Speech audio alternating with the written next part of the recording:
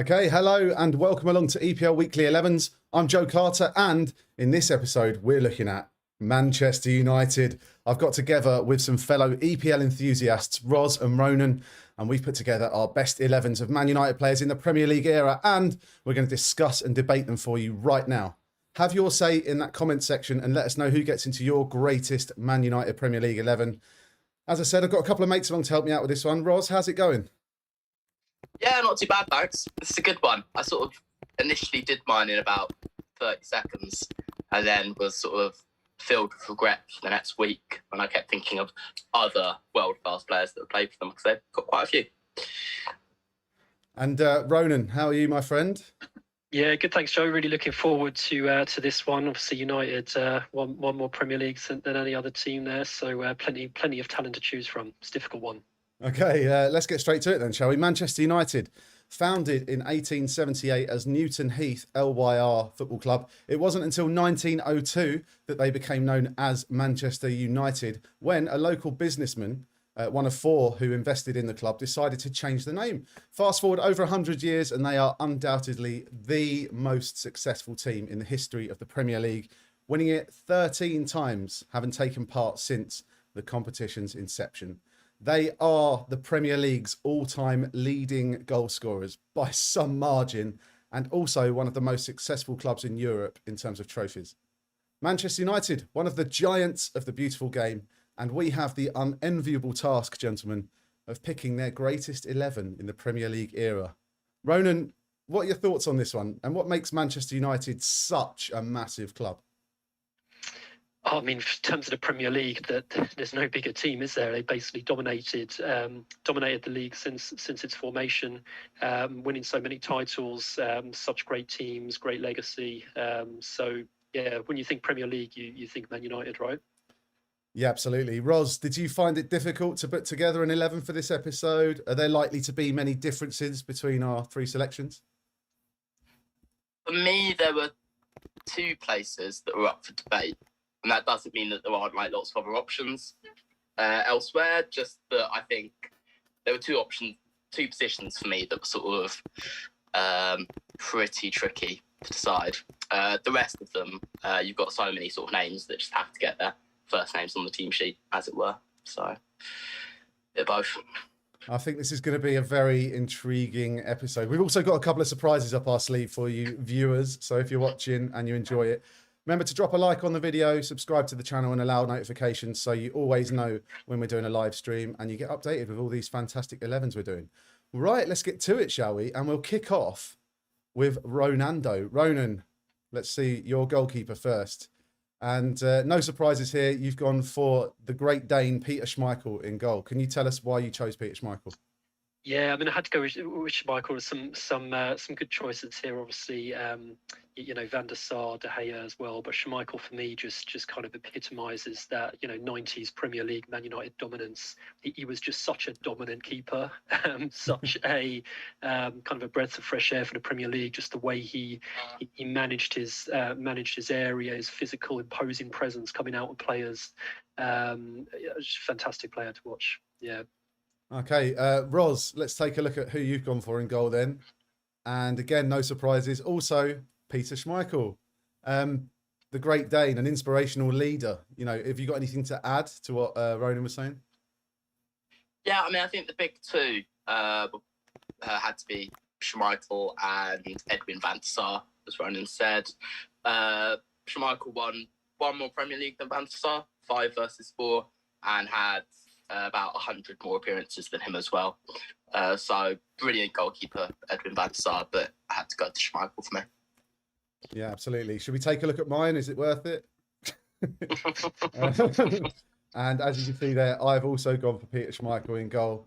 Yeah, the 8th all-time clean sheet keeper in the Premier League with 128. But it's not just about his stats, is it, with Schmeichel? What a leader, a true leader on the pitch. And I'm not sure we've seen, since that kind of era of goalkeepers between him, David Seaman, even David James, I don't think we've got different kind of keepers these days, haven't we? We don't have that same kind of commanding, domineering leaders in goal, do we, Ronan?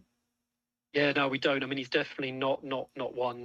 He wasn't the best with his feet in terms of when you look at a modern game, but in terms of a shot stopper and a physical presence, I don't think we've had that type of leadership in a goalkeeper in recent times. He really, when you talk about leadership in goalkeepers, he's the first name that comes to mind for me. Yeah, put fear of God into some of the strikers in the Premier League. Exactly, that's what it was. It's kind of the effect of like that some centre backs have. He kind of doubled down on that fear effect, and I don't know if you remember his altercations with Ian Wright over the years. That they were always interesting, weren't they, Roz? Oh, absolutely. I mean, Ronan talked about the fear of God in the strikers. I think he put the fear of God in his own centre halves as well. Think of sort of goalkeeper when they make a brilliant save or whatever, and their first thought is to kind of get up and then just badmouth their defenders and like scream, bark. You hear the word bark a lot of goalkeepers, and Schmeichel was certainly the master of that. Also really good at kind of making himself big.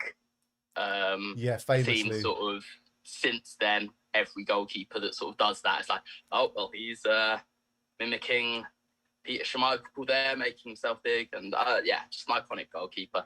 I would say, actually, not to spoil any future 11s, I would say the best Premier League goalkeeper of all time, regardless of Man United or not. Interesting. And what better legacy? I mean, it'd be remiss of me not to mention the fact that his son is also a successful Premier League winning goalkeeper. Correct me if I'm wrong, but the first ever father-son Premier League winners. There you go. No correction, so I must be right. Let's check the comments quickly, see if there's any live comments saying I'm wrong. Nope, we're all good. Okay. Worth a mention then for Kasper Schmeichel, who has kind of continued that legacy, that style of keeping. Okay, let's move on to our defenders, shall we? Ronan, let's reveal your defence. And you have gone for a back four. Left back, Dennis Irwin. Your centre-backs, Ferdinand and Vidic, and right-back, Red Nev, Gary Neville, son of Neville. Ronan, the interesting one for me here is Irwin. Tell me why you went with Irwin. Yeah, I mean, to be honest, the others were very straightforward. I mean, Irwin, the other choice was Evra. For me, both strong contenders. But Irwin was so dependable for United for so long. I think Ferguson called out that he only made one mistake in his whole career. And actually, Irwin would be the first name on Ferguson's team sheet. If he was putting together his Man United 11. So, I mean, Ferguson says that. Who am I to argue, right? But he's a great player. Yeah, exactly. I mean, he also described him, I think, in that same sort of interview that you're talking about, described Dennis Irwin as his greatest signing. He was asked by the interviewer, who's your greatest signing? And he said, I can't choose from all the attacking talent we've had over the years. Can't choose from all the midfield talent, but standout signing, Dennis Irwin, like you say, dependable, and also 328 Premier League apps. So very good. 11th on the list of all-time Premier League appearances from Irish players. There you go. Who's the top one, Ronan?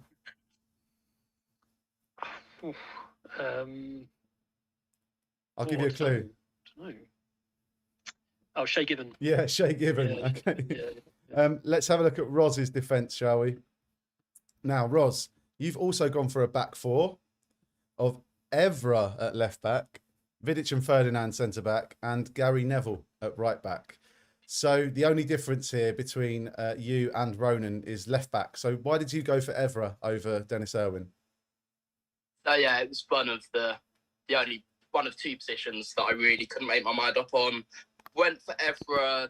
I mean, I saw more of him. He's very much more to my generation than Dennis Irwin. And I think Evra for a long, maybe sort of 2 or 3 years for me was the best left back in the world. Dennis Irwin did win more Premier Leagues. Dennis Irwin did have more appearances for Manchester United. And he also did it all whilst being right-footed, which is a pretty incredible thing for a left back. But for me, Evra, just what he offered going forward, had great chemistry with Giggs, and actually not a huge money signing. Then he came from Marseille. So it could be either or, couldn't it? For me, I went Fevra, but Dennis Irwin, brilliant player too. Yeah, and just glancing across this back five that you've both put out so far, I'm thinking so far we haven't picked anyone who's not captained the team at some point. Which is, they say you need a team full of leaders, so we're doing all right on that. And we'll have a quick look at mine and we'll get on to centre-backs because I think you guys aren't going to be too happy with me here. So my back four consists of Dennis Irwin at left back, Gary Neville at right back, and in the middle I've gone for Rio Ferdinand and Jaap Stam. Now, hopefully the silence is because you're like struck by the genius that I've gone for here. Jaap Stam, technically probably the best centre-back to play for Man United, right? Shame just a shame he didn't get on with Fergie. Discuss. I mean, I thought Jaap Stam was a fantastic centre-back. I mean, to be honest, Vidic, for me, Vidic and Ferdinand just had to go together just because they're such a powerful combination. They really complemented each other. And I think it was one season where they conceded something like 21 goals in the whole Premier League season or something when they played together. So for me, it was about the partnership. But yeah, Stam, quality centre-back.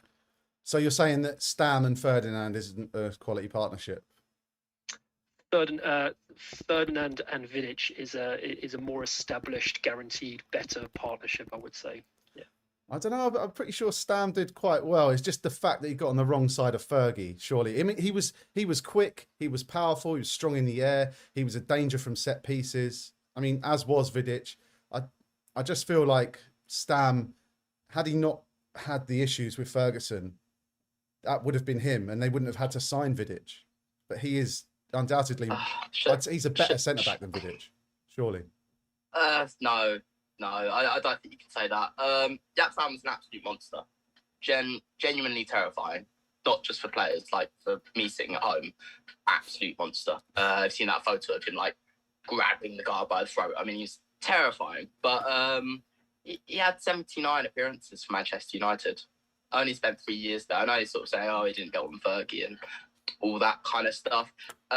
Did well wherever he went on to play for Lazio and Milan in Italy, part of a great side there. But, proof's in the pudding. Vidic did stay longer, did win leagues, did captain the club for quite a long time. Ronan was talking about the partnership. I'm going to make lots of big claims in this episode. I'm going to say that for me was the best defensive partnership in the Premier League. Oh, look, I've got to come back to you on the Stam thing, Roz, because you said Jaap Stam was only there 3 years. La-di-da, didn't really do much. You said Vidic won titles. La-di-da, right? Jaap Stam was there 98, 99, 99, 2000, 2000, 2001.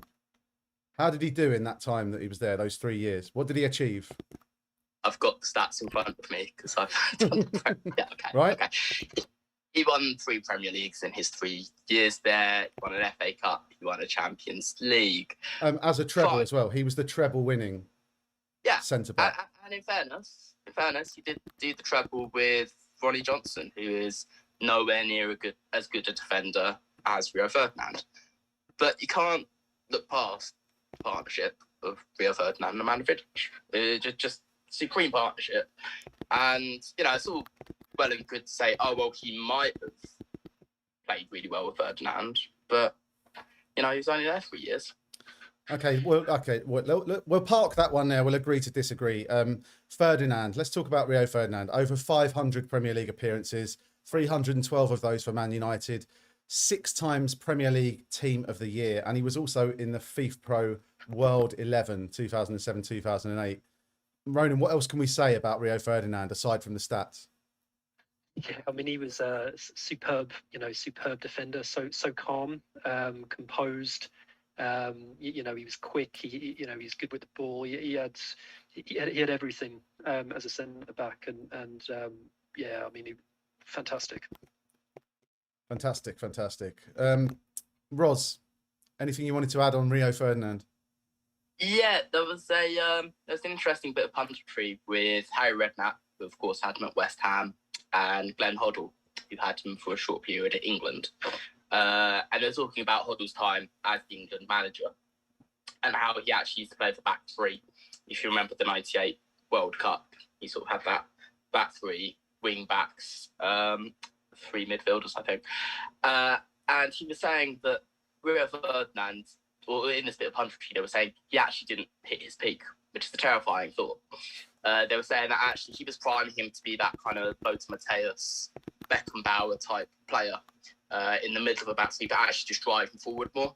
And if he had that kind of stability, he would be, his technical ability is something that's always talked about. He had as good a touch as a lot of midfielders, good passing range, athletic, and the older he got, the more he kind of lost the pace a bit. He actually had very good positional sense. So it's that kind of thing where actually you don't need pace to be a centre-half, you just need to read the game well and kind of smell the danger out. And he was absolutely brilliant at that until he went to QPR. So, absolute legend of the game, Rio Ferdinand. Yeah, I actually happened to see some highlights from when QPR got promoted, and then they went and played at Old Trafford, and I mean, Man United just, kind of peed all over them, but there were like banners in the crowd saying, "Rio, you're forever a United hero," and all this stuff. Like he is undoubtedly an absolute kind of, he's a red devil through and through. And even though he played across 4 different clubs in the Premier League, he is very much a United stalwart and a hero and a Hall of Famer. Okay, that leaves us one person that we all picked as our right back. Was it ever in doubt? Was there anyone else that was ever going to play there? I'm surprised no one went for Rafael da Silva, but we went for Gary Neville, the one club man. Do you know how many appearances he had in the Premier League for Man United? 400 exactly 400. You get that kind of impression about Gary Neville, don't you? That he's such a tidy player. He does everything sort of perfectly. I'll finish on 400. He's like, no, I'll miss that one and I'll finish on 400, and that'll be my career. 400 Premier League appearances. What an absolute stalwart! All for the same club as well. One club man, which is something that is completely devoid in the modern game. 5 times he's in the Premier League Team of the Year. And interesting fact about Gary Neville, he's got 2 doctorates, 2 honorary doctorates. One from the University of Bolton and one from the University of Salford. I tried to find the exact specific, but it was just Doctor of Science, Doctor of Arts or something. So, I mean, I don't know how one becomes a Doctor of Arts, but anyway, maybe it's the art of football and the science of football that he's so good at. I'll stop talking now and I'll give you guys a chance. Ronan, Gary Neville. Yeah, I can't think of a player as dedicated to his club as Gary Neville has been. Like him or loathe him, you can't say that he wasn't 100% dedicated to Man United for years. He formed a fantastic partnership with David Beckham, then went Ronaldo down the right-hand side. For England, he was amazing. I remember watching a TV show once, and it was as footballers coaching kids, and they brought in some Premier League players to help with the kids, and I think it was Henry doing shooting, I think it was Beckham doing passing or something like that. It was all really exciting drills that they were doing with the kids, and then Gary Neville's session was classroom based leadership training with Gary Neville. It was just this guy that you from probably like 4 or 5 years old, he just wanted to captain Man United and to bring the best out of the team. I thought he was, an amazing professional. Yeah, not such a great manager though, but also a very good analyst, as he's been seen, when he moved into the media sort of role after retiring. Roz, is there anything else you wanted to add on the better half of the Neville brothers, if you like? Sorry, Phil. There's an interesting thing about the class of '92. Who I'm sure will come up again in this episode, about how he was actually the least naturally talented of any of them. So what he sort of recognised this as a young lad and just worked his bollocks off. I just really kind of just worked on the simple things and made sure that he was going to be one of those first names on the team sheet. Ronan touched on his relationship with David Beckham there. Brilliant partnership. Almost kind of telepathic even. And other things to his locker as well. Had a really good throw-in. good long throw in, brilliant leader. The sort of latter stages of his career were kind of let down by injuries a bit, but always loved at Man United, and great right back. Yeah, Roz, when you say class of 92, can you just sort of confirm, for in case anyone who's watching doesn't know that for any reason, could you just tell us who the famous class of 92 are, and perhaps yeah, go on. Well, it's got to start with Robbie Savage, of course. Yeah. So the academy generation from Man United, who were Gary Neville, Phil Neville, Nicky Butt, David Beckham, and am I forgetting somebody? Paul Scholes. Who all sort of graduated in the same year, were drafted into the team in, I think, 95, 96.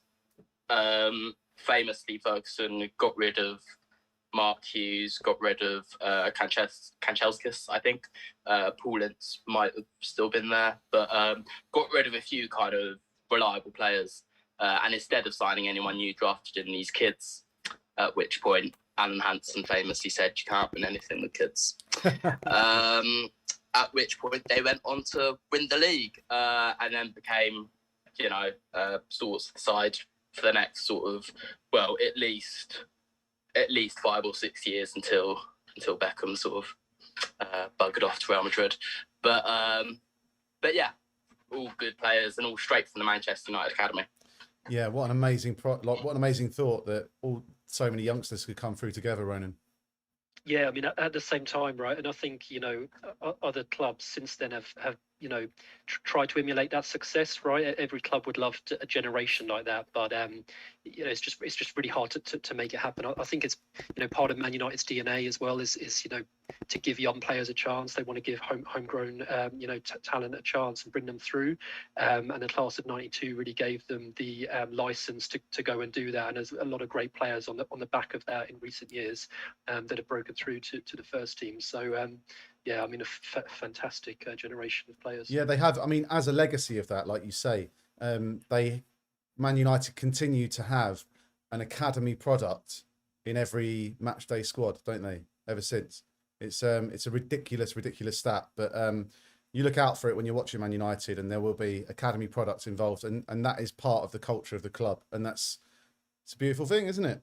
We're here to celebrate Man United this evening. That's what we're doing. Okay. All said and done on defences, let's move on to those midfields, shall we?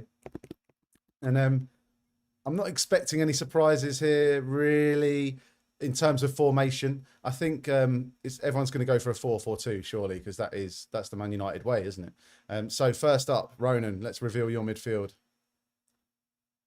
He's gone for 4 across the middle. Oh, there's some little arrows there as well. Let's get those in. He's gone for the Football Manager style arrows on the wings. Giggs, Scholes, Keane, Ronaldo. I mean, where do we start here? Ronan, free reign. Tell me about one of your players. Yeah, I mean, to be honest, I did this pretty quickly. I mean, Giggs, Keane, and Scholes just went straight in. Ronaldo, was definitely going to be in my team.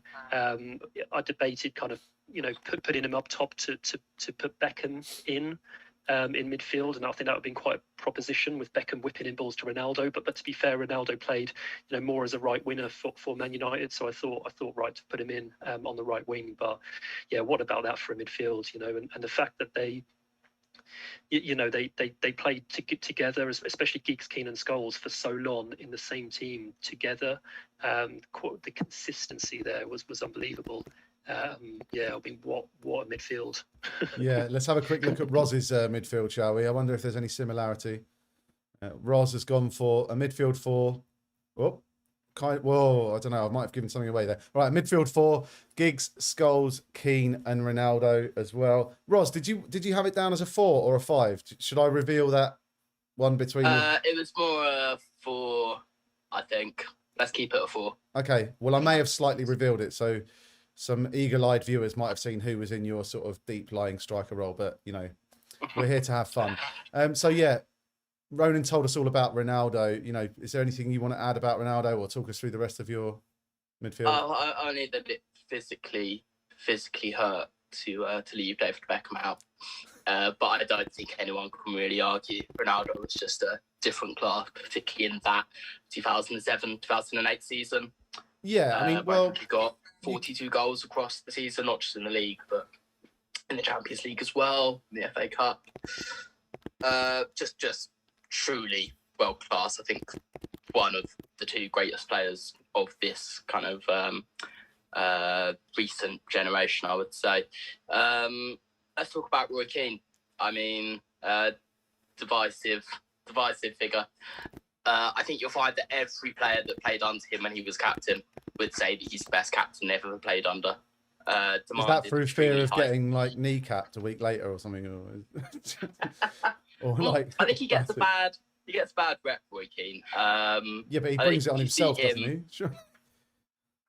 If you see him, post retirement in interviews and stuff, he's very aware of his kind of reputation, and he has a really quite a nice kind of very dry Irish wit about him.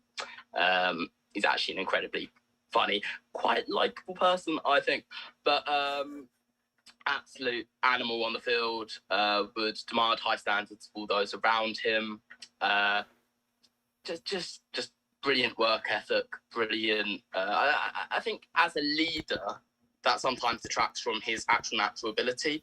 I think people kind of always focus on this kind of leadership. Roy Keane was a brilliant passer of the ball. Let's get that right.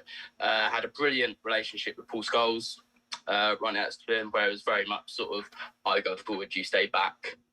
You stay forward, you go forward, I stay back. Would chip in with very important goals. Brilliant header of the ball. Just a top player, Roy Keane. Brilliant captain.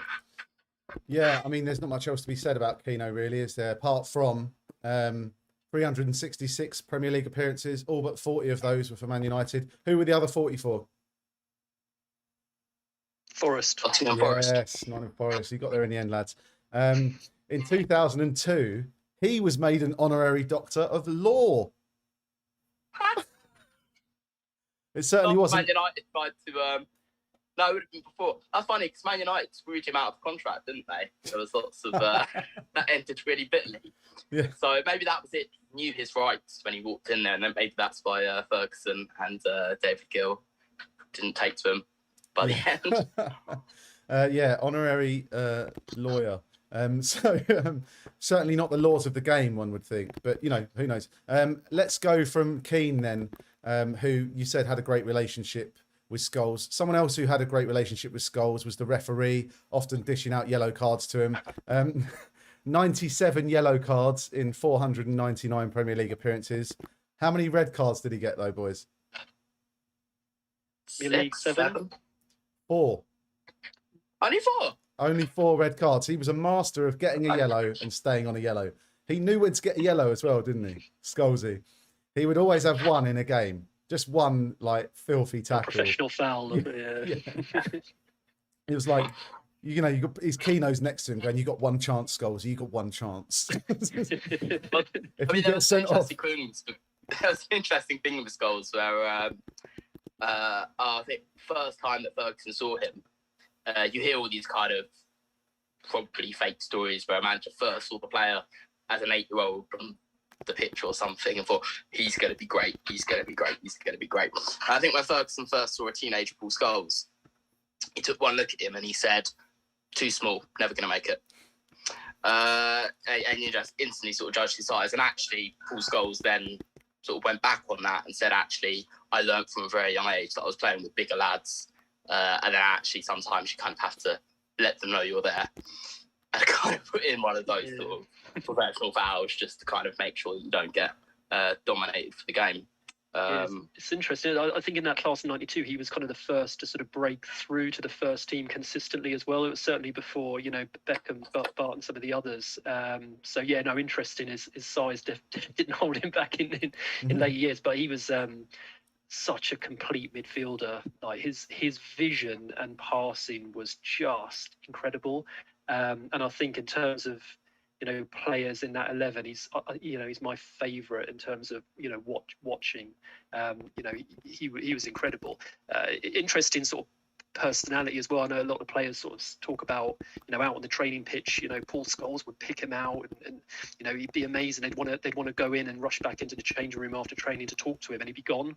He was always the first player that left the training ground. He just finished training, he just walked straight off. He didn't even go back to the changing room, apparently. Yeah, I mean, he was atypically for a Premier League footballer. He was quite shy, and still to this day is.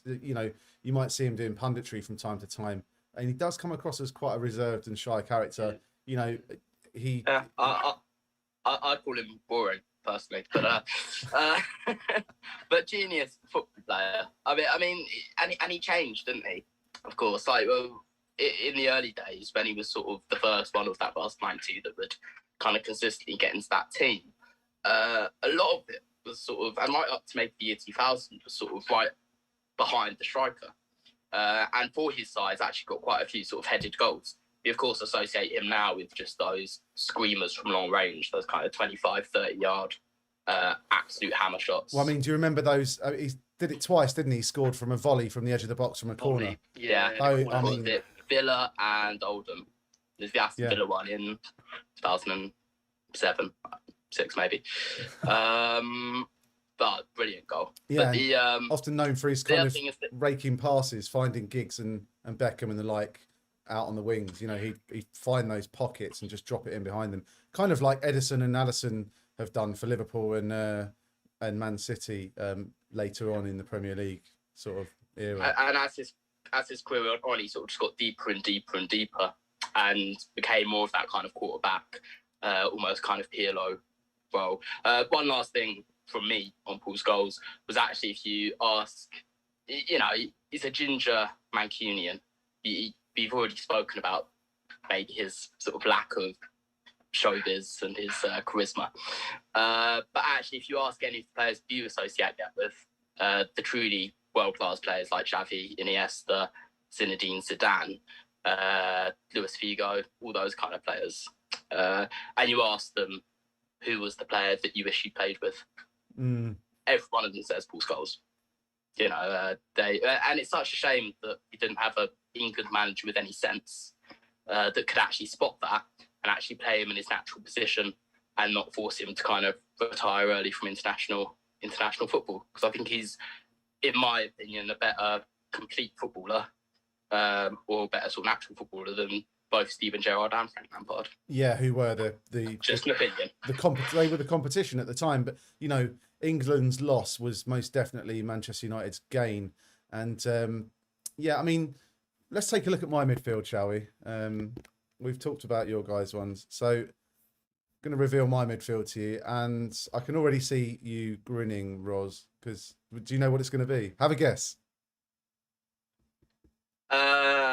I'm going to go for a midfield 4, and I'm going to say that you've gone for exactly the same. Let's have a look. Okay, there is my midfield. I've got Giggs on the left. I've got Scholes and Keane in the middle. I've got Scholes on a yellow card as well. I found out how to do that on the software that we use. I don't know if you can see that, but yeah, Scholes on a yellow, because standard. And on the right side, I've gone for the poster boy of 90s football. The Ballon d'Or runner-up in 1999. 80 assists, 62 goals in 260 appearances for Man United. FIFA World Player of the Year, second twice, 99 and 2001. The Premier League's assist leader 3 times. He got an OBE in 2003. He's the UNICEF Goodwill Ambassador since 2005. The first British footballer to play 100 UEFA Champions League games. I know it's not Premier League, but... And, most importantly, he won a gold Blue Peter badge in 2001. Do you know what? Do you know who the only other footballer to win a gold Blue Peter badge is? It's a clue. I'll give you a clue. Michael. It's another Man United player, and it's someone who played a lot later on. Rafael Silva. Owen Hargreaves. He's a Blue Peter badge sort of guy, isn't he? A golden Blue Peter badge is for doing something completely beyond your profession or for representing your country nationally. Rashford. Marcus Rashford, yeah, exactly. Yeah. The only other footballer to win a Golden Blue Peter badge. Look, I've staked my claim for David Beckham. I mean, how can you argue with what I've just said? Especially the Blue Peter badge. Yeah, I think you list out the list of achievements, but if you start with Ronaldo, you could list out for longer. That's that's it basically, isn't it? He's But does he, while does he have was at the Man Peter United, he might not have the blue. He might not have the Blue Peter badge, but Ronaldo's the best player I think to have played for Man United in the Premier League. I'm gonna let you in on a little secret. Ronaldo is in my team. Don't worry about that. You've gone up top. Okay. Well, okay. No, see, you were talking about sort of after Man United. I know that he played up front for Real Madrid. He does it later in his career for Juventus as well. But he didn't really do that for Man United. He always would kind of start on the right and then get a free roll. Yeah, but he still scored like almost 40 goals in one season from the right mid. So putting him up top isn't like a bad move. Do you know what I mean? He just a lot of set pieces. And for me, I said it physically hurt to leave David Beckham out. David Beckham, for me, is a bit like Coldplay. He's so... everyone thinks that they're so overrated and overplayed that they become underrated. And people stop kind of going, actually, they do have quite a few good songs and they're quite good at what they do. David Beckham, because his fame just shot through the roof, you got all these kind of footballing cynics going, oh, what, your favourite footballer is David Beckham? Oh, no, it's got to be Del Piero or Pirlo, or kind of watch these players, these kind of, they're trying to be sort of football hipsters and stuff. David Beckham loses something there because he was an incredible football player, an incredible passer of the ball. Sensational crosser. This wasn't in his Man United career, it was actually in his Real Madrid career. But my favourite assist of all time is one from him to Ronaldo, where he actually breaks the laws of physics. He's sort of on the halfway line, crosses a ball in with his right. Ronaldo's making a run. Brazilian Ronaldo, this is. Ronaldo's making a run. And Beckham manages to get it around the back four to then come back towards Ronaldo.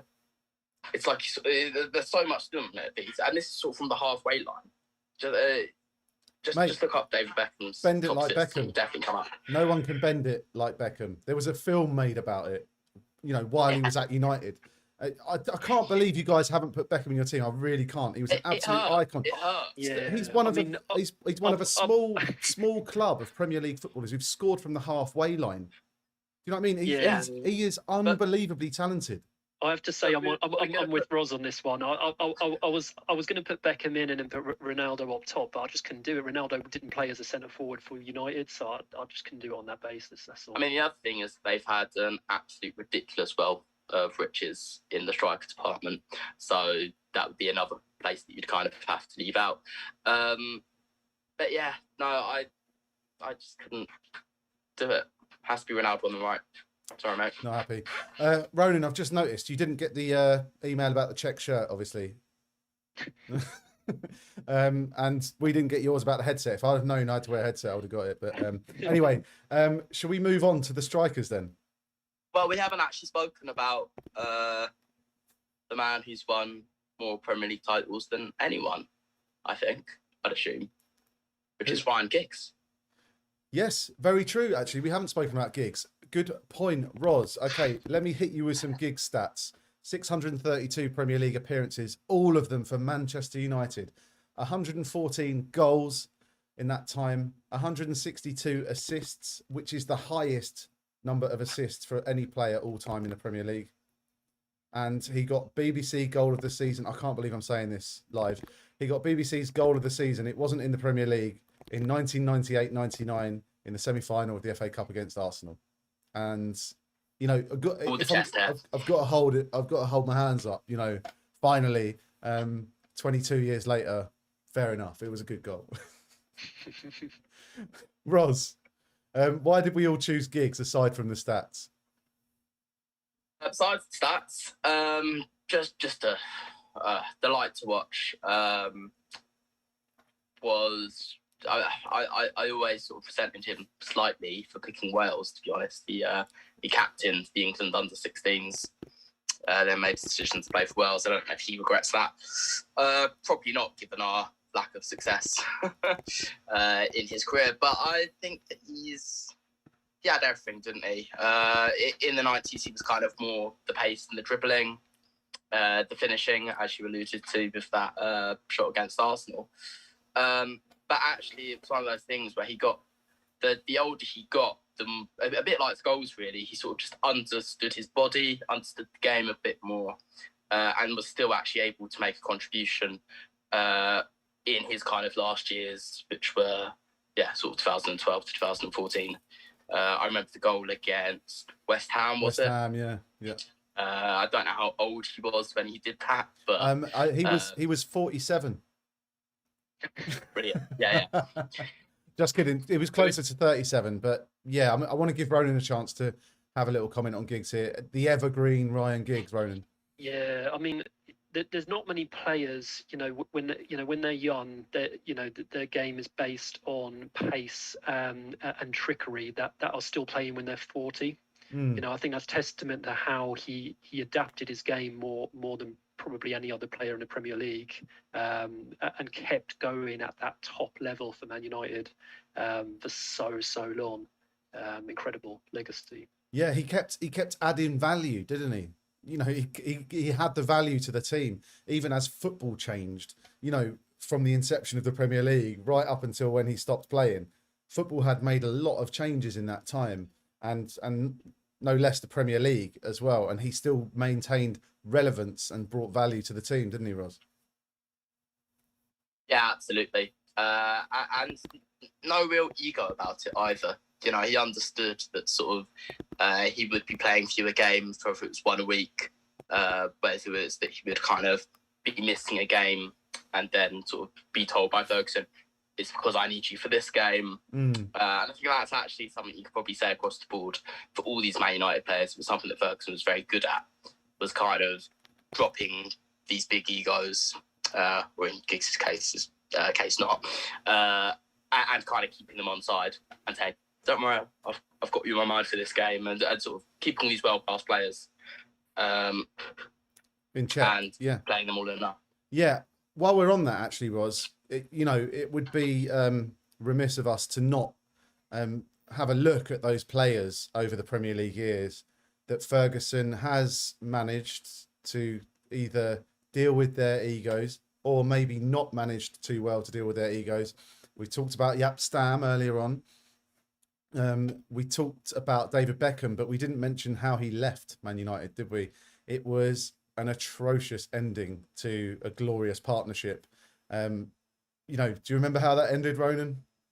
Is that a boot in a changing room or something, wasn't it? Yeah. I think Ferguson obviously was famous for not, he wanted to focus on the football. He didn't like the play, sort of the glamour lifestyle, the famous wife and being in the tabloids and all that sort of stuff. And I don't think he made any secret of that.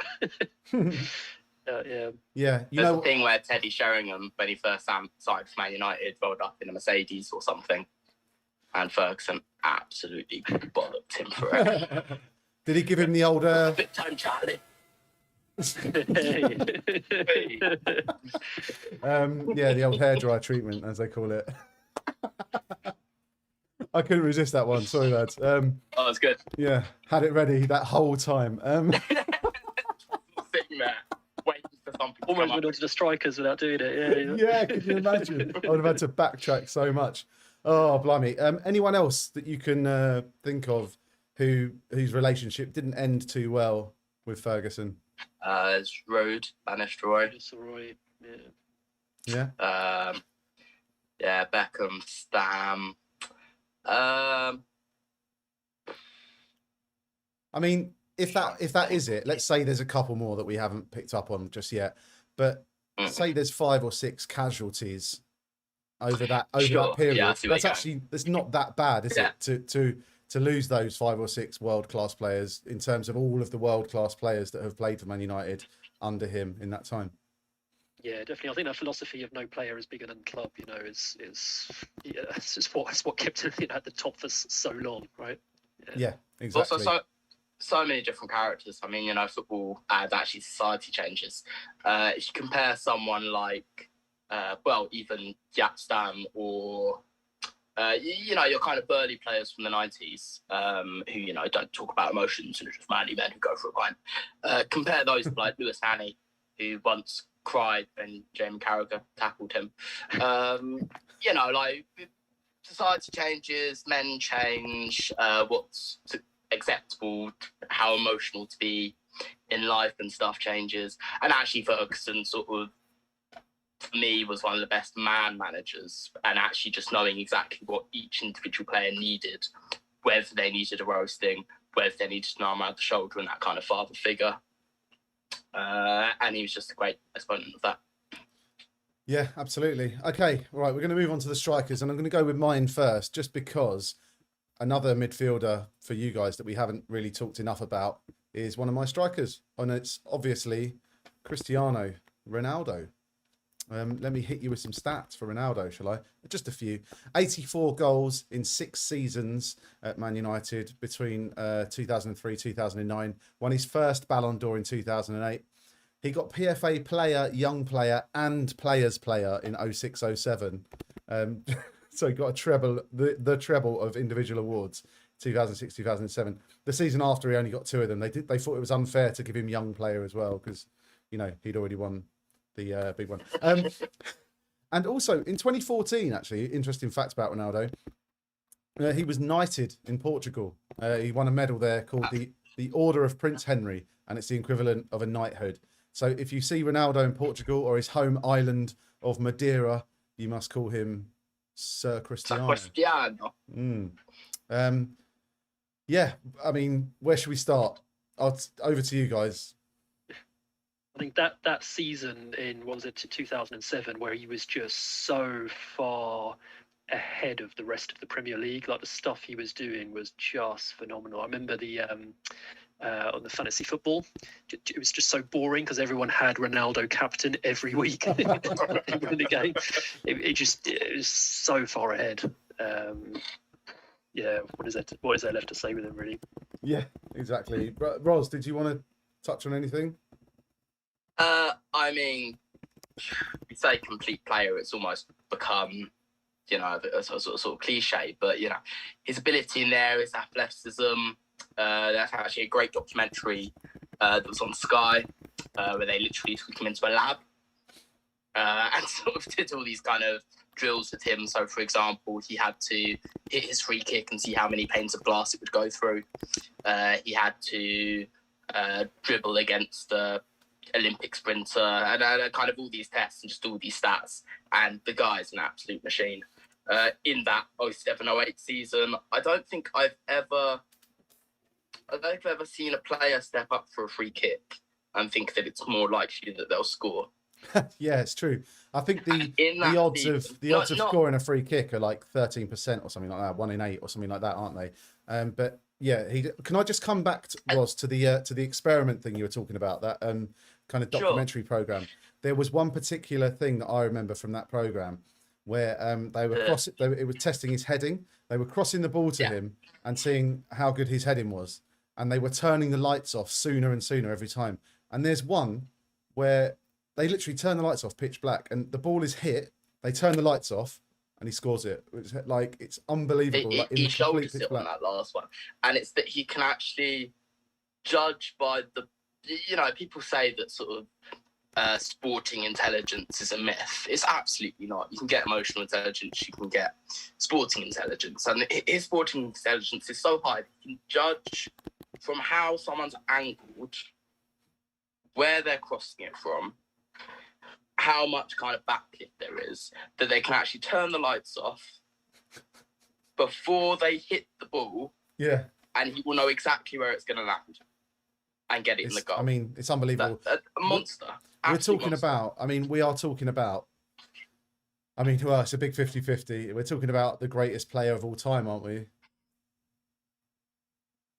I think you're certainly talking about, if you talk about sort of Cruyff, Maradona, Pele, and it was sort of always those three, and everyone else was sort of on tier 2. You'd have to put Messi and Ronaldo on that tier, if not above, for me. For me, they're above it, and because we're talking about Man United, I'm going to try not to talk much about Messi, but Ronaldo has done it in a different era of football. You know, you might argue that he's had more games to do it in, he's had more this, more that, but he as a person was, you know, and is extremely committed and determined and disciplined person. He surrounds himself with dietitians, physiologists, osteopaths, all sorts of the best people in their field. So he could, you know, and he understands that that's a team effort. You know, it's not all about him. And he's I find him to be quite sort of a noble person in that regard, you know, in a sporting sense. Yeah, it's quite inspirational in that sense. I mean, you know, in the olden days, you used to get this sort of myth of the most talented players don't really try. They just sort of turn up and they're, you know, for the matches and they're great and stuff. Yeah. He's really kind of gone against the mold on that by being really hard working, but open about that hard work. You know, he wants to be the best, and he will, you know, he's not afraid to try different methods and you know, like, you know, dietitians you were saying, whatever he can leverage from society just to make him the best player and be the best for the longest possible time. So yeah, he's quite an inspiration in that regard. And he's done it in different countries. I know we don't want to get into that kind of messy hole, but for me, I've always preferred Ronaldo. For usually, well, there's obviously the sort of, he's done it in different leagues and very much did it in the English Premier League. There's usually the reason that people give against him, which is that Messi's a more kind of naturally talented, doesn't think about it, as you were saying, and kind of just it's all about the touch and just that kind of magic, where Ronaldo has just worked hard his whole life to actually be the most athletic, to be the best header of a ball, to be the best striker of a ball on both feet, and to kind of get all these achievements in his life. For me, that makes him preferable. The fact that he's actually sort of clearly just worked his arse off to do that. But then also he's a showman. And you could say that about Messi, but what I love about Ronaldo, particularly actually, I think it kind of started in that 07-08 season. Before that, it was all kind of flicks and the tricks. Yeah. That kind of continued, but that free kick routine, that was the year that started. The shoulder width apart. And I'm telling you, like, more free kicks, I'm sure, this is the way I remember it, more free kicks that year went in than not. Yeah, there was the unbelievable Portsmouth player. one. I mean, the Portsmouth one where David James just sort of turned around and went, so Campbell, man. Yeah. What am I doing like that? Exactly. Okay, last point on Ronaldo. Ronan, just a quick question. Would Cristiano Ronaldo be as good as he is, or, you know, have that career he's had without Lionel Messi's existence? Or is he the perfect foil? Do they drive each other to continue to be better? Yeah, I think he would, to be honest, regardless of Messi. I mean, yeah, it's great to have that sort of rivalry and that push. But really, I think he's got that drive to be the best that is independent of Messi and of other players or managers. I think regardless of who he played for or you know who's challenged him, I think he would. Yeah. Cool. Okay. Let's look at your guys' strike partnerships then. We've said all there is to be said about Ronaldo. So, Roz, you've got Rooney in a kind of deep line striker role, and Van Nistelrooy as a lone centre forward. And Ronan, you've gone for a flat 2, if you like, up front of Rooney and Cantona. Interesting. So we've all gone for Rooney, but we've all gone for a different partner. Ronan, why King Eric? Yeah, King Eric, right? He was, I mean, for me, when I started watching, you know, Premier League football in the mid-90s, Eric Cantona was just phenomenal to watch. He won Man United so many games. I think that season that they caught Newcastle when Newcastle was so far ahead. I think there was 6 games after the turn of the year that United won 1-0, Cantona scoring. He, you know, retired kind of abruptly. I think he was 30.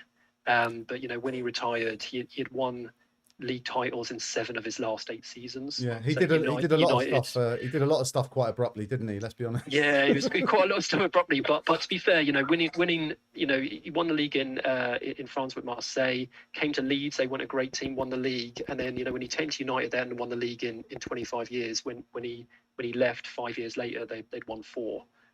He was just an absolute inspiration for them. I think a player that the stats, in terms of his goals, doesn't tell the story of his influence to that team. He was a winner, and he could just do things that other players couldn't do. Yeah. Okay. So Roz, before I come back to you on Cantona, can you talk us through your Rooney behind Van Nistelrooy situation? Obviously, Wayne Rooney needs no introduction. Only player with at least 200 Premier League goals and at least 100 Premier League assists, which is quite an outstanding achievement in itself, which sort of says a bit about the role you've given him in your team, but also Man United's and England's leading goal scorer of all time. Yeah, I think in terms of positioning, we first started to see it in 2005, and it was really the Mourinho effect. And it was sort of everyone was sort of playing 4-4-2. Mourinho came in with this kind of just playing with one striker, and Wayne Rooney all of a sudden would actually drop behind Van Nistelrooy. He had so much to offer as a player.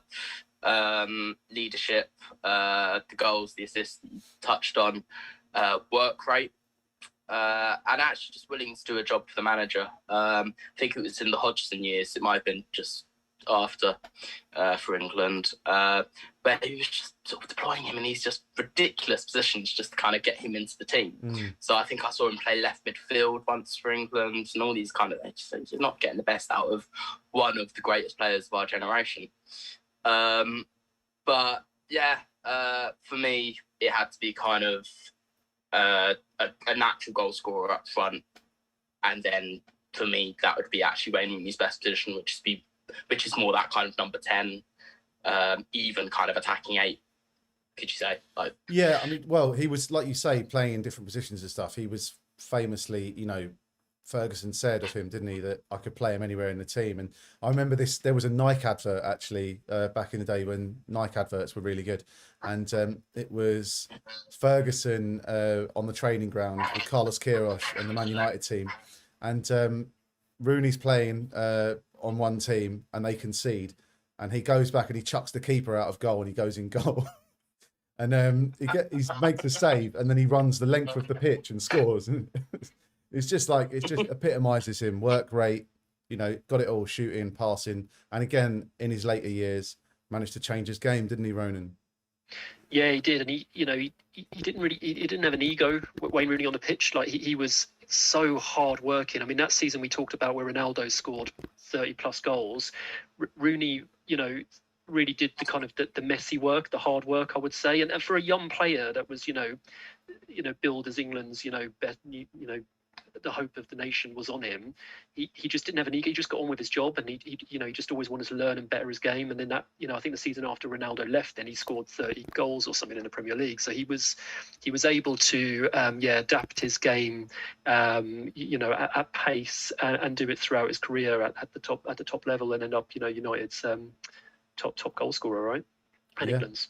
Okay, right. So Ronan, you went for Cantona. Roz, you went for Van Nistelrooy. I want you guys to argue it out for a minute, okay? I might disappear for a second, but I want you guys to argue it out, okay?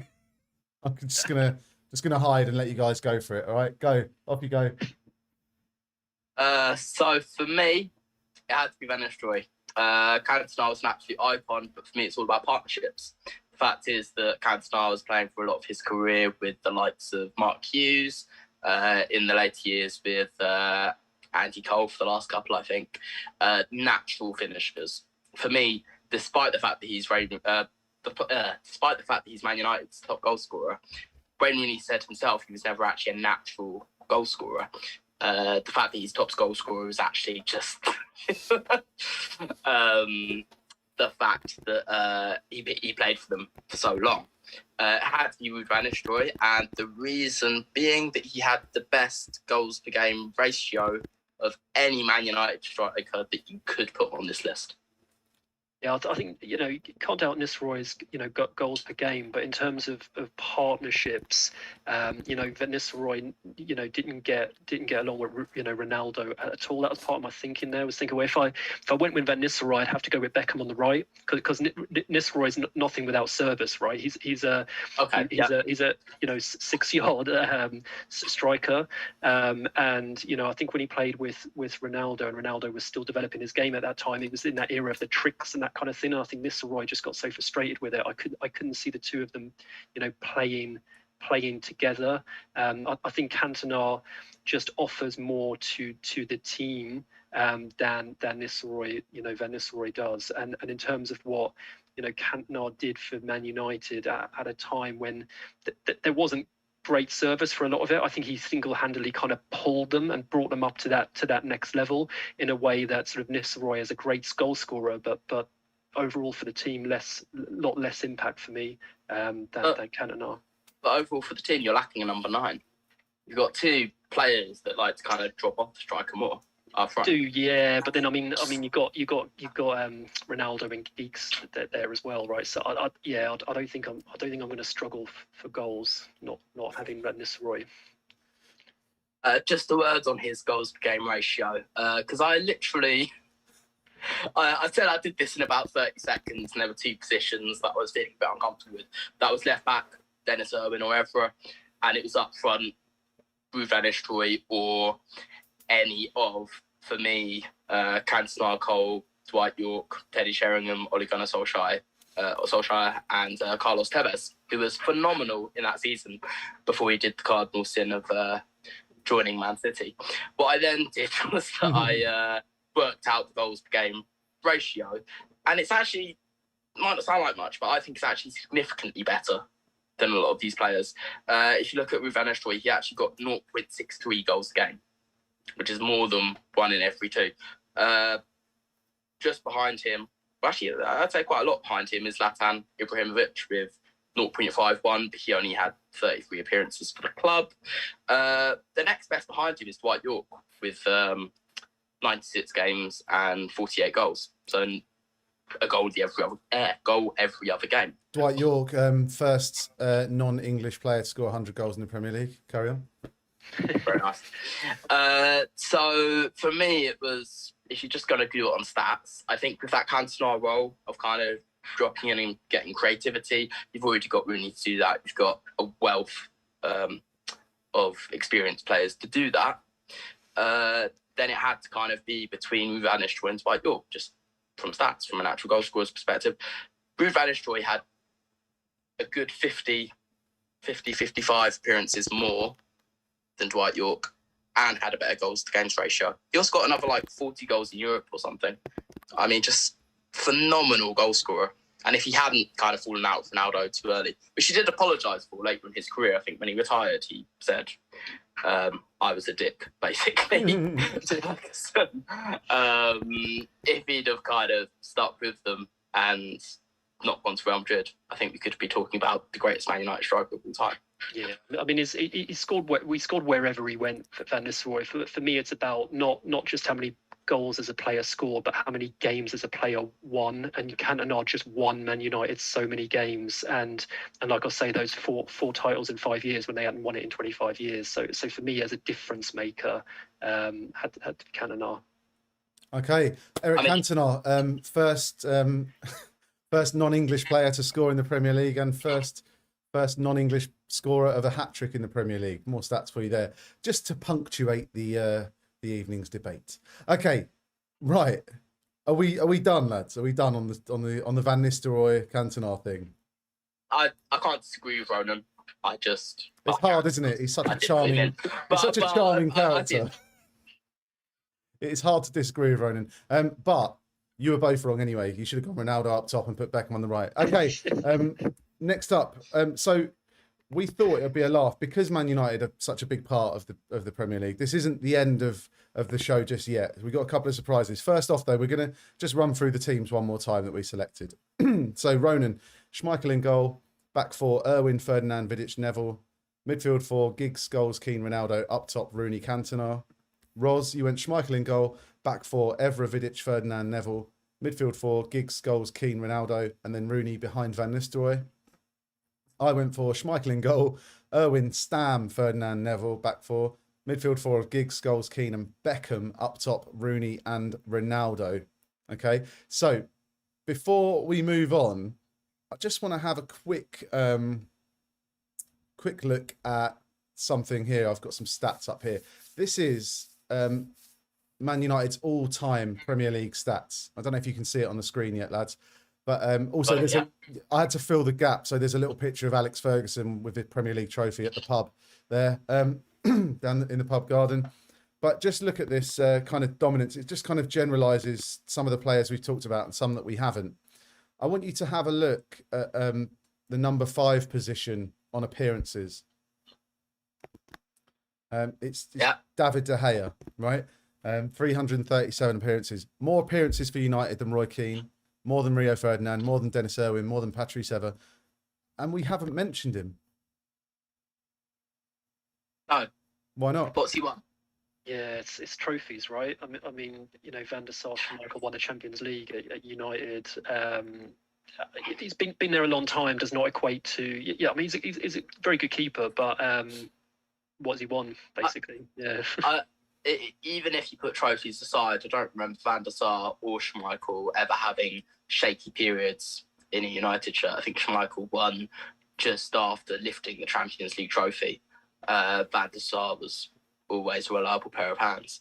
David De Gea, in his time at Man United, has been through the roof world class, best goalkeeper in the world for maybe a couple of years, but has also made some absolutely shocking errors in his time there.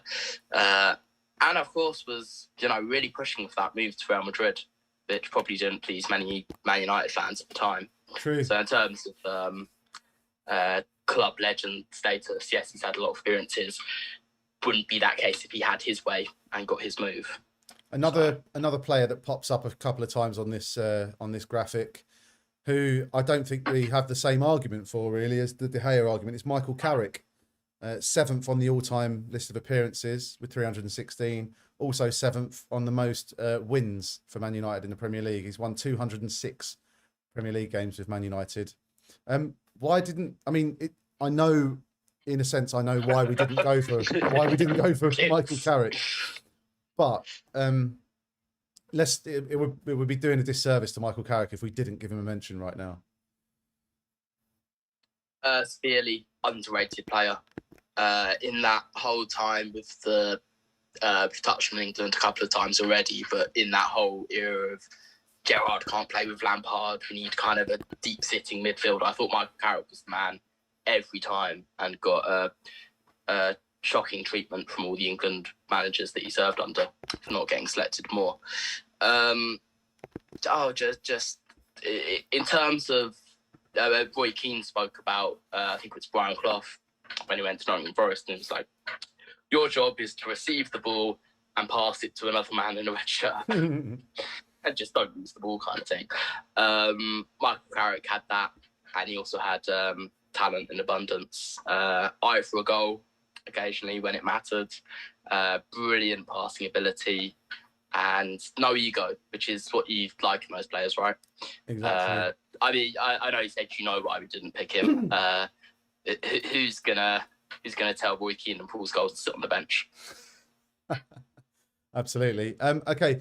Now, because we had such similar starting 11s, I asked you two to submit a second 11, right, as a little surprise for all our Man United fans watching. So very quickly, we're going to have a look at these second 11s that you guys put out. So first off, we're going to reveal Ronan's second 11. So here we go, Ronan. You ready? I'll talk us through it. Or do you want to talk us through it? Yeah, happy to. Yeah, is it up? Yeah, do you want me to? Yeah, so there it is. Go through the defence or the whole team, or go through the whole team. We'll do a whole team reveal straight away. Yep. Wow. So I've put put in the old the black away kit. Gone for Van der Sar in goal. Defence: Evra left back, Stam and Pallister centre backs, and Valencia right back. Gone with a midfield diamond, Carrick holding, as we just talked about. Gone with Beckham on the right side of the diamond, Bruno Fernandez on the left, with Van Persie just behind Van Nistelrooy and Andy Cole. It's a pretty formidable lineup, isn't it? Yeah, it's one of those when you do it, you think, oh, really? Would that beat the first team? But yeah, I just couldn't justify, bringing in any of those players to the first team. But yeah, it's a pretty formidable team there. Okay, and we'll have a quick look at Roz's team before any debate ensues. So, Roz, I'm going to reveal your team now. Roz has also gone for a black away kit. Roz, do you want to talk us through the team? Definitely. I think there are 4 positions that I totally disagree with Ronan on. We'll get to that later. So I've gone for Wesley Brown at right back. Got Steve Bruce, Stan. Wesley Brown. Shall I talk through my reasoning as we go? Or Yeah, go for it. Because quite frankly, when Gary Neville had those injury problems in that 2007-8 season at Man United, which is probably the best, or the second best season in their sort of Premier League history, where they got almost a treble. They went out to Portsmouth in the FA Cup. Wesley Brown was the right back and was absolutely solid. Got an assist in the Champions League final with that Ronaldo header. And, you can talk, absolute servant to the club, always stayed there, played centre half, played pretty rarely left back, but occasionally, and actually played right back for that season. And for me, just for that season alone, and the amount of time that he actually stayed at the club and the appearances that he amassed, has to be Wes Brown for me. Fair enough. Okay, talk us through the rest of yours quickly. Yeah, sure. So Steve Bruce instead of Pallister. For me, Dennis Irwin on the left, Jack Stam in the middle, Parchi Song on the left, Darren Fletcher and Michael Carrick in the middle, Bex on the right, and it's got to be Eric Cantona and Andy Cole up top. Okay, so you both went for Cole up top. I mean, we're not going to go into as much detail with this one, obviously, but if there's, any points you quickly want to make about each other's teams, or any sort of, what the hell are you thinking sort of points, I don't know. Well, the fact that Bruno Fernandez has been at Man United for all of 2 minutes. Fernandez, no, he's up there. I was looking, and I looked at Park, and I just thought, Fernandez is a match winner. He's a game changer. He is a. He may not have been at United for that long, but you got to look forward as well. What he is a fantastic player. It's worth noting here at the time of recording that Bruno Fernandez is currently still playing at Manchester United. So a ballsy call, in my opinion. Yeah. All the reasons you said, Ronan, were the exact reasons I selected Ji-Sung Park. Absolute big game player. Scored important goals in important matches, and was actually one of Ferguson's first names on the team sheet in very crucial games. He played, I think, all of 90 minutes of both legs of the semi-finals against Barcelona in 2008. Absolute workhorse. Would do Alex Ferguson's directions to the letter. Great servant to the club. I think of his 20-something goals, 5 of them came against Arsenal in big games. Joe will thank me for bringing that up, but always seemed to score against Arsenal. Big game player, and Ferguson just trusted him like no one else. Okay. Look, really on that note, we're just going to park that one there. One more thing to finish on then. We like to end with something slightly entertaining, don't we, on EPLW, on anything we do. And if you have enjoyed what you're watching and you've made it this far, then why not subscribe to the channel and allow notifications and like us and support us on Patreon. Just patreon.com/Joe Carter EPLW. You can donate from as little as £3 a month, and you can help us to grow this channel, market it to bigger people, better people, whatever, get better equipment, get a nice TV studio and professional setup. You'd have to probably a bit more than £3 for that, but get on board and become a part of the family. We'd really appreciate it. But before we do go, Mus, our erstwhile enthusiast of the EPL, has sent us an 11 of his own. Now, he couldn't make it tonight, but he's sent in this 11 with this statement, which is on the screen here. I don't know if you can see it. It says, coming in at a sum total of just over 90 million, we can all agree that this is a massive waste of money, especially when you consider this could have got you one Harry Maguire with some change left over. This is, of course, Muss's waste of money transfers 11 for Man United. Honourable mention to the legend Dong Fangzhou. So bad, he didn't even make it into this 11. So here we go. Here's Muss's 11. I'm going to gradually reveal it. In goal, Taibbi, 4.5 million. He's given us the figures as well. I love it. A back three of Fabio Silva, Laurent Blanc and Phil Jones. The figures are on screen there. In midfield, he's got two centre mids, Eric Jemba and Juan Sebastian Veron. Can't really argue with that. Either side on the wings, he's got Kleberson at 7.7 million and Wilf Zaha at 10 million. And then up top, he's got two behind the centre forward, Jordi Cruyff and David Bellion at 2.5 and 3 million respectively. And then up top, the one and only Bebe, 7 million. So I have to say, I think that Laurent Blanc's a bit harsh. Laurent Blanc was quite liked by Man United fans. Didn't spend long there, but I think won a Premier League in his time. Who would you put there, Roz? I guess 5 million would have been a lot for a centre half back then. As for the rest, I mean, for the goalkeeper, you could have had about 10, couldn't you? Yeah. That sort of period between Schmeichel and Van der Sar. You had the likes of Barthez, the likes of Mike Bosnich. Calamitous goalkeepers. Roz, you said you're not a fan of the Blanc decision. Who would you have put in instead? That's a good question. They had like a Dutch left back. What was his name? He was there for about 2 minutes. Come back to me. I'll have a think of the worst ever Man United defenders. Actually, no. You know what? Let's go for something nice and recent. Let's go for someone that is, well, Mus alluded to almost as much as this entire squad. Let's go for Harry Maguire. What a waste of money that was. Wow, interesting. Ronan, any comments you've got to make on Mus's wasted transfers 11? I mean, there's got to be a case for putting Pogba in there. So you could double the 90 million in one player, can you? I think when you have a player on the free because they're from your youth academy, then you sell them and then you buy them back for big money. That's got to hurt, right?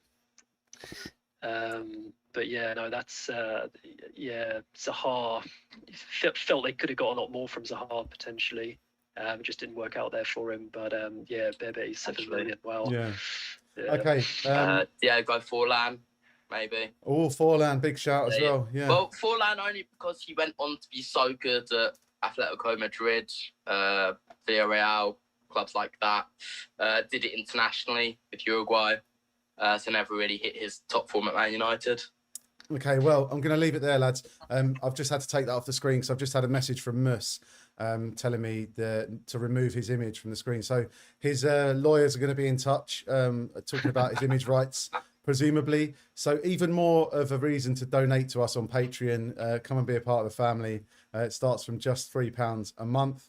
Of course, follow us on Twitter at EPLW Pod. Drop a like on this video, put something in the comments if you agree or disagree with any one of us more than the other, and we'll smash it out over WhatsApp and and we'll get back to you. Thank you very much, Roz, for being with us tonight, and thank you very much, Ronan, as well, for being here. That's just and we'll see you next time on EPLW 11s. See you later.